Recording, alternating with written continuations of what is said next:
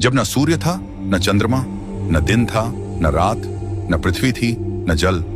जब शब्द, स्पर्श, रूप और रस सब कुछ लीन हो चुका था और चारों ओर केवल गहरा अंधकार था। महाप्रलय के उस पूर्ण शून्य में केवल एक ही तत्व मौजूद था, निराकार, अनादि, अनंत, सदाशिव। उसी निराकार परम सत्य में एक से अनेक होने का संकल्प जागा।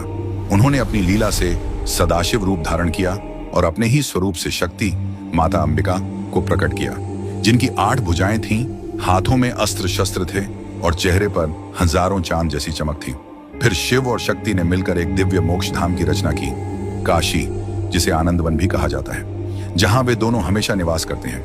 सृष्टि की रचना के लिए शिवजी के बाएं अंग से एक दिव्य पुरुष प्रकट हुए, सांवला रंग, पीले वस्त्र, कमल जैसी आंखें और चेहरे पर गजब का तेज। उन्होंने हाथ जोड़कर पूछा, प्रभु, मेरा नाम और काम क्या है? शिवजी बोले, हर जगह मौजूद रहने के कारण तुम्हारा नाम विष्णु होगा। अब तुम तपस्या करो, क्योंकि तपस्या से ही सब कुछ संभव है। शिवजी से वेदों का ज्ञान पाकर विष्णु जी लंबे समय तक तपस्या में लीन हो गए। उनकी घोर तपस्या से अनंत जल प्रकट हुआ और हर तरफ फैल गया। उस जल को नार कहा जाता है और उसी जल में विश्राम करने के कारण विष्णु जी का नाम नारायण पड़ा। इसके बाद उन्हीं से प्रकृति, अहंकार और पंचभूत जैसे 24 तत्वों का जन्म हुआ। लेकिन दुनिया का बनना अभी अधूरा था।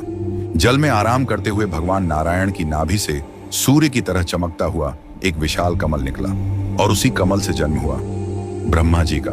जन्म लेते ही ब्रह्मा जी उलझन में पड़ गए। मैं कौन हूं? कहां से आया हूं? मुझे किसने बनाया?